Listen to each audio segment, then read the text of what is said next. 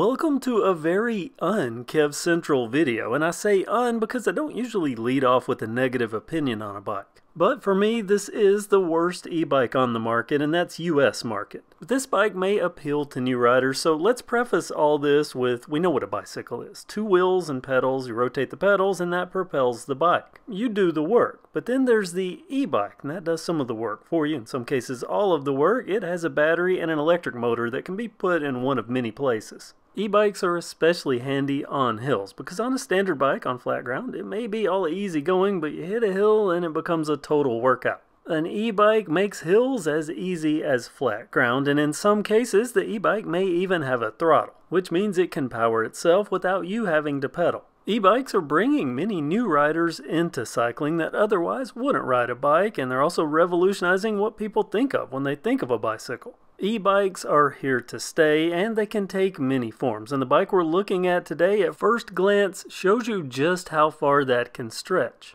This is from Segway. Yes, that Segway. It's called the Segway C80, and it's dual marketed, both as an e-bike and an e-moped. Segway, though, isn't the Segway of the past. They're now owned by Ninebot. Ninebot is a Chinese company. And in China, this is sold by Ninebot as an e-moped. Does this qualify as an e-bike? Well, it has pedals, but in China I mostly see these with the pedals taken off and a black cap in their place. But it does have pedals and two wheels, a battery and an electric motor, so technically an e-bike, at least on paper. I've discussed this before here on KevCentral, where that line blurs between e-bike and e-moped. As far as the C80, whatever classification it is loaded with features and technology. In some cases, too much technology for its own good. Styling-wise, and as an avid scooter fan, I'm talking Vespa moped-style scooters, not the kick scooters.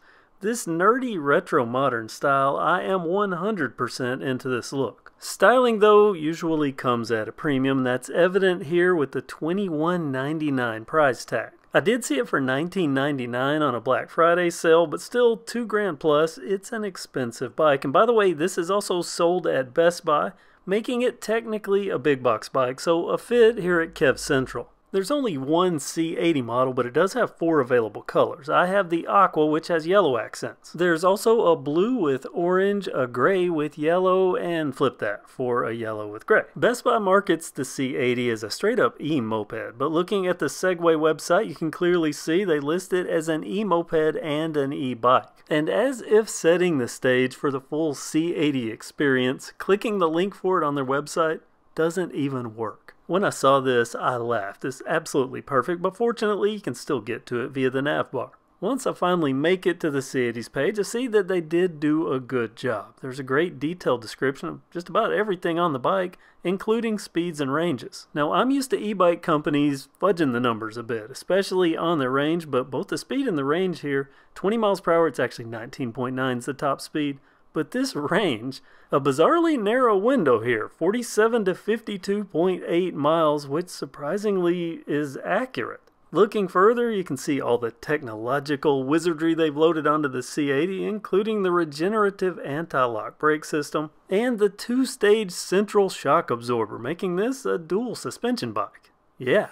E-bike or e-moped, for me, the moped/scooter elements, they're front and center. Including the moped mirrors, which rapidly become addicting. It's hard for me to not ride bikes without mirrors after being on this. The handlebars, moped style too, nice high rise. There are a lot of motorcycle-esque components here, and you'll see that with the twist throttle. It's a full grip twist throttle. On the right next to that, a multi-function switch. On the left, another switch, that's for the bike's horn. There are also 2 LED rings up top, and these don't flicker in person, and they're perfectly visible in daylight. This is actually the lowest setting. They have 4 different colors and accompanying sounds that you'll hear in a bit. The front brake is a hydraulic disc, motorcycle grade DOT hose and all. For the rear, not hydraulic, as you can see, no reservoir there. There's a rear drum brake, which is common on, well, mopeds. Looking down at the headset, we see the Speedo with its retro cool vibe, and it shows up well in the daytime. Below the Speedo on the inner leg shield, a bag hook, a USB port with a waterproof cover. The 3 slits under that is the speaker. Next, let's look at the fork. Now, there's not a massive amount of travel here, 40 to 60 millimeters, but this is definitely quality over quantity. This is not bicycle fork. This is definitely moped/scooter grade fork. And looking at the axle with its sealed bearing, this is also scooter grade.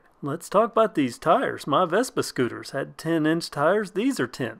6100 tens. They're also tubeless, so think about that. Tubeless, a full suspension. This is practically send it ready. Not really. But there is this fancy see-through window for the rear shock, which itself is motorcycle grade. I could see a lot of these components at home on a Honda Metropolitan. Even these plastics, they are Honda quality. Every panel color molded nice and thick. In all, there are 4 colors that make up this Aqua C80. The Aqua, of course, yellow, gray, and black. And I like the badging. Well done, Segway, or Ninebot. They deserve credit for what they get right, and this is well thought out and well assembled. I mean, look at this headlight. It's beautiful, a nice projection light with a halo ring. The halo ring is on all the time. The headlight doesn't light up unless it senses that it's dark. And there's no setting to force the headlight on. Let me slow this down and show you. Coming into frame, you'll see that's the halo, and there the headlight turns on. It turns on because I'm in the dark corner of a parking deck. And back to the front wheel, where over that 10-inch tire is wrapped a color-matching fender with a tiny mud flap. By the way, that front 10-inch wheel, a beautiful alloy spoke. And another look at that scooter-grade axle and bearing. More scooter stuff. The brake rotor and hydraulic caliper motorcycle caliber, which is good. Because, you know, bicycle-grade disc brakes, it's like you look at them and they start sounding like you're clubbing a seal. Motorcycle rotors, you can put your hands all over them. They never make a peep. Another nice attention to detail spot on the C80 is that with rare exception, the plastics fully enclose the frame. Comment below and let me know I'm not the only one that sees the Honda-ness of all this, right down to this seat, the shape, and the quality. I know it seems like I'm bragging a lot for a bike that I'm calling the worst e-bike on the market, but I do want to be fair and give them credit for what they did get right. Their choice of taillight location, though, a little curious to me, meaning it's recessed way back in there. Like the headlight, it has a halo ring, but it's also a brake light. Initially, I thought that recess was going to be a problem, but it's perfectly visible from both the back and the side. The term for this rear wheel design escapes me at the moment, but it sits back, kind of like a sport bike. The electric motor is housed in that rear wheel right there in the hub, and you can see the markings that it's a 750 watt motor. On the opposite side, more shrouding, and there's the drum brake.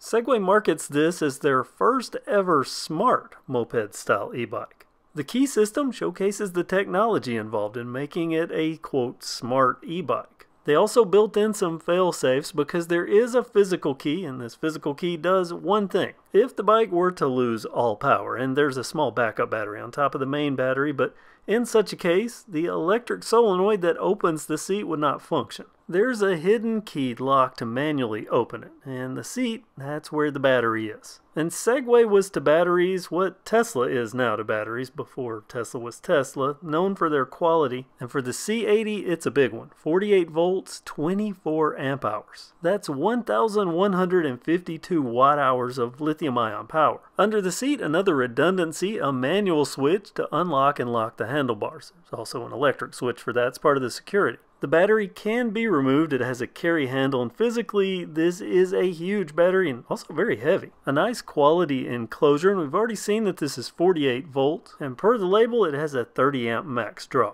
I said heavy, but the battery's weight doesn't really matter because the C80 itself is a heavy bike. It's over 120 pounds. Curiously, the underseat sticker payload capacity is barely more than the bike at 165 pounds, but I noticed on their website that they've updated this. It's now up to 220 pounds. Here's a look at the underseat cavity for the battery, and charging this battery can be done in or out of the bike. If it's in the bike, there's a charge port. It's underneath the rear rack in front of the tail light.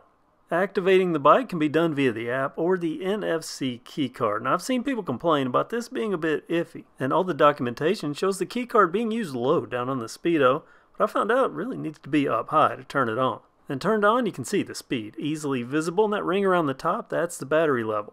Turning the bike off, there's an auto lock in the app, or you can use the NFC keycard or the multi-function switch. Multi-function means that switch with the brake lever squeeze can also open the seat. Let me get back to this keycard for a second, because at first this seems like it would be really cool, and it is the first 1 or 2 times. but then it becomes super annoying. Normally keys stay in a socket, but with this you have to dig it out, turn the bike on, and then store it somewhere. Now in the app there is a setting where you can enable your phone to turn the bike on when you get near it, which is super cool but also a massive battery drain, because then your phone's always looking for the bike. For security, there's a steering wheel lock and also a full-on alarm system that in the event the bike detects motion that will blare sound and flashlights, engage the handlebar lock, and lock the rear wheel. The app is also supposed to alert you whenever the bike's alarm is going off, but I've found after bumping this a million times in the bike barn that about 2 out of every 10 times I'll get an alert. Size-wise, the C80 is skinny and not all that long. The wheelbase is 45.3 inches. In the Vespa world, this would be considered a small frame. But me, I'm 5'10", I still fit it perfectly, and that's thanks to the foot pegs. For a person my size without the foot pegs, this would be not only uncomfortable, but also not very easy to balance because your legs are all tucked in tight. Pegs out, and the bike becomes super comfortable for me and also vastly more maneuverable. I've mentioned scooters and Vespas countless times, but these pegs remind me of the rear pegs on a Vespa GTS 300. All good so far as an eMoped, but if you want to ride it as an e-bike, you're going to need pedals. And this has pedals, but they're way back here. And those pedals are going to set the stage to where I get sort of negative about some of this and why I call this the worst e-bike on the market. Let's take this for a ride and you'll quickly figure out that this is for sure an e-moped and not an e-bike. And also that tech that's all over this thing, the colored lights for reference, and well, so much. It's all a mess. For instance, those lights. There are 4 colors: red, blue, orange, and green. Each mean something different. And as I've mentioned, the flicker that you're seeing, they don't circle like that when you're riding. They're constantly on. Unfortunately, them being the notification system means that you have to memorize what all the colors relate to. Because the speedometer, which would be the logical place to put some notification system, doesn't do anything but speed and battery level. And here the color just switched to blue. That means that cruise control is on. That's the only one I know for sure aside from red being an error of some kind. The green and the orange, they just mean whatever they mean. I have to look it up, which is not very intuitive and a major downside. Now, an upside is the ride, at least on flat ground, because on flat ground, this C80, it is absolutely amazing as a throttle-only electric vehicle. It's so smooth that it's almost beyond the ability to explain how smooth it is, and even when cutting through an alley, which tend to bounce this alley specifically. On a bike, you can see I'm barely moving. The camera is strapped directly to me. Take the camera off me and mount it directly to the bike, and it's almost like a dream sequence in a movie, like I'm floating along. And that's what everyone has said that's ridden this bike. About 4 people so far, they say it's like floating. It is so smooth. The braking is amazing too because we're dealing with motorcycle caliber brakes, so it is sure firm stopping, but it glides to an easy stop. It's really amazing. Turning also proves this to be more motorcycle or scooter than a bike. Very confident and easy at speed, but at low speed, I mean, it's not hard, but it's definitely not bike-like. On a bike, you can turn your handlebar practically all the way around. And if you've ever been on a scooter, you know you can only turn the handlebars so far to the left and so far to the right. So at low speed, this loses a bit of nimbleness, which could present a problem for commuters. Because think about a commuter. You're riding up on a sidewalk, you're turning a bike in tight quarters. This isn't a bike for that. It, at least for me, is a moped and not a bike, which I think is where some issues could arise. Now, I'm in Alabama where pretty much if it has pedals, you don't get hassled. But even here, I've already received multiple evil eyes in the bike lane because this looks like a scooter. And I think it's only a matter of time before I get pulled over and a cop decides to give this a closer look. And if they thought this was a scooter moped and not an e-bike, well, that would bring with it a tag, insurance, and so on. Oh, and I wouldn't be able to ride it in the bike lane because it would basically be a motorcycle. And I can only imagine that there are many cities that wouldn't approve this for a bike lane. And I think someone would have a hard time arguing that this was an e-bike, and that creates major issues for the C80. Let's just assume that this is an e-moped and not an e-bike. It's not even a really good moped. Yeah, it's smooth, and that's great. The problem with this as an e-moped is going to come in with the performance, because as I mentioned, in Alabama, you have to tag and title a moped. But do you see that speedometer? I'm at max speed right now. 32 is not miles per hour, that's kilometers per hour. 19.9 miles per hour to be exact, and this bike will not go beyond that. So 32 is actually slightly under 20. Again, 19.9.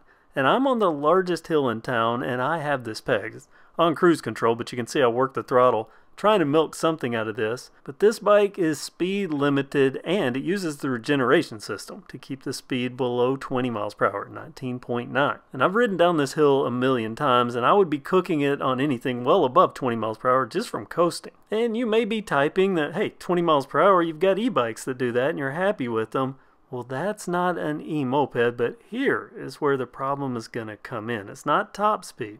And by the way, speed up and down super smooth as the floating sensation from riding. The problem comes in riding this anywhere but flat ground or downhill. Get on any hill in that 750 watt motor, and this is a powerful motor. I don't know why they limited it like this. Even on small hills, it quickly loses speed. And this is a large hill, and you'll see, get down to about 7 miles per hour going up this. But it can't do hills. And I know this motor is powerful because it doesn't matter the size of the hill, it slows down to the same speeds. And on flat ground, in theory, I weigh 170 pounds. I put someone that's 210 pounds on this bike. They should accelerate slower than me if the motor couldn't handle it. But it's the same. Here you can see I go from a dead stop on a very steep hill, and it goes right back up to speed just like it was if I was on flat ground. It just won't go beyond a certain level.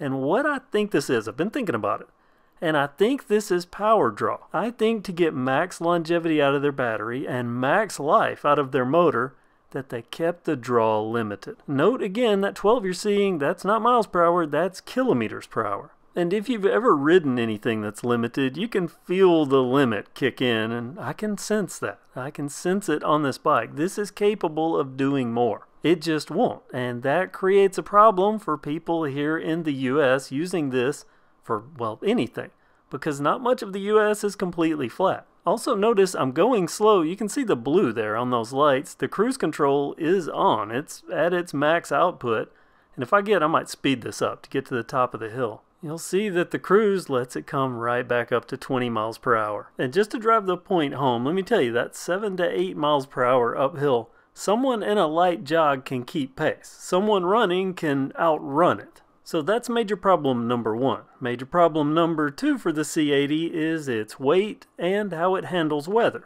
Being so heavy at over 120 pounds, if you have to carry this upstairs, if you live in an apartment or something, I just don't see this as a viable bike. And that scooter-like steering makes it even harder to manipulate when you're trying to fit it in tight spaces. And if you need to leave it outside for storage, or I don't know, let's say you rode it to work and you need to park it outside. Check this out. I found this right on their website where they clearly tell someone to avoid riding it in rain. It's even in the manual. This is a screenshot directly from the owner's manual. Major issue number three, if it's not a very good e-moped, is it a good e-bike? Well, put bluntly, no, it's horrible. The pedal position is absolutely abysmal. It's too far back, an absolute knee killer. The gearing, this was clearly not designed to be pedaled. It's single speed, and even on flat ground, it's an absolute workout. Oh, but wait, there's more. For this to be an e-bike, that pedaling, there's no pedal assist. None whatsoever. It's all you. Why would a company make an e-bike without pedal assist? That makes it not really an e-bike, as I've been saying all along, and as they market it, part of the way, it's an e-moped. But not a particularly good one because it's too slow even by moped standards. Major issue number four is going to be with the app and with the customer service, neither of which, in my experience, has been very good. I'll start off with the app, which I'm going to admit over the last 2 weeks they've released updates that did fix quite a few things. I haven't had time to go through the latest update to see everything that's fixed, but just looking at the feedback, I can see when I sort it by most recent, there's still quite a few people that are less than thrilled. But here's my experience. For starters, when I first got the bike, this was a screenshot where in the parking lot when I picked it up, and I bought this from another reviewer, it had 16 miles on it. The next morning when I went to ride it, it told me it had 7. Now, why it lost those overnight, I have no idea. And I found right away that much like their website, it's very inconsistent as far as how much quality and attention to detail is put into it. to date, I've lost about 42 miles from my actual mileage versus what it's reporting, and you'll see that in just a moment. First, I want to go through some of the features on the app. Early in, there was supposed to be a map that's behind the bike there, and it never showed up, but beside that are two icons. Those work. They open the seat and lock the bike. Towards the bottom, you'll see a go button, and that button is supposed to be where you can track your rides. It'll log everything that you do, only it never worked. Every time I hit it, it tells me this. No matter if I'm outside, inside, wherever, it just never does anything. Let me jump into the latest version of the app really quick, just to show you they did load the map in the background, but I'm going to have to pause this so it doesn't update to my actual address. But I tried the logging, it still doesn't work. Scrolling to the bottom on the main screen, there are three options there. You can turn push assist on or off. Cruise control listed as auto cruise can be enabled or disabled right here in the app. Auto locking can also be turned off and on via the app, and this is kind of a blessing and a curse. I wish they had this where you could do it for longer than just 10 seconds. You know, I'm not going to go over the entire app. This isn't an app tour video. I'll just cover the important things. The air lock, it does work. It's actually pretty reliable, but unfortunately you have to have GPS turned on all the time. But it does give you the option to set the range, how close you need to be to the bike before you can turn it on and ride it without the key. Aside from the ride logging not working and the mileage randomly not reporting properly, this would happen a lot. It would just cycle through when I would click on anything, but not actually go anywhere. And this happens a lot when I would try to go to their social media feature that they built into the app. It's kind of a cheesy wannabe Instagram type thing. It's working on the latest revision, so they're making progress.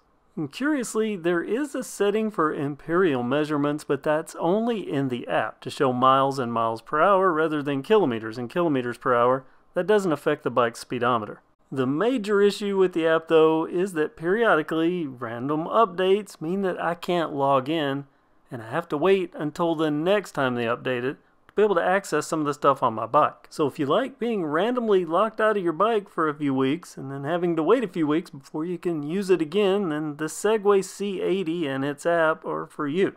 And getting support is absolutely abysmal. 9 times out of 10, I get this: no one available. There's always the option to open a ticket, which I've done multiple times and even gotten a case number, never heard back. Every now and then, though, I get lucky, and I actually get someone, but when I do, their support, it's less than stellar. As in, they tell me that the problem is that I need to just get a different platform and a different phone, which I tried. I got an Android phone, tried that, and guess what? Then they told me they didn't even make their own app and they had no control over it. With not being able to reach anyone reliably, I started wondering what's going to happen if I actually need parts for this thing, because this is a very proprietary bike. And they do have a part shop listed on their website, but unfortunately it doesn't have that much in it, and what's in there is all for kick scooters. So I don't know how I would get or if there are even parts available for this thing. I could go on and on, but let me wrap this up with a summary.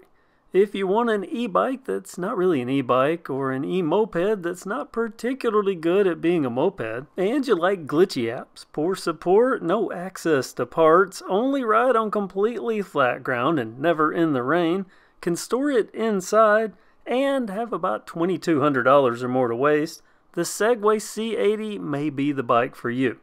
Or moped, or whatever it is. What do you think? Am I being too harsh, or did I get this dead on? Please comment below, let me know.